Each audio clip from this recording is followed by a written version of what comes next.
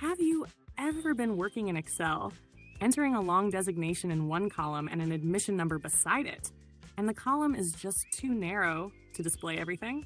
You probably end up manually dragging the column edges to adjust the width. It works, but let's be honest, it's a hassle. Here's an effortless hack using VBA that makes Excel automatically resize your columns. Right-click on the Sheet tab at the bottom of your workbook, like Sheet 1, and click on View Code.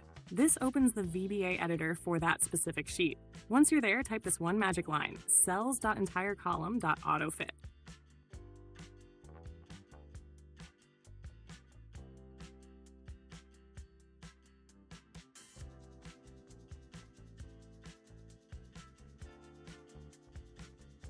Now close the VBA editor and return to your Excel sheet.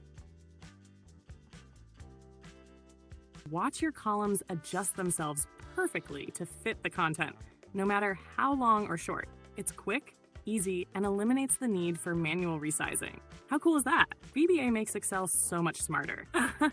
If you found this tip helpful, don't forget to like this video, subscribe to Skill to Learn, and hit the bell icon for more time-saving tricks. Thanks for watching, and see you in the next video.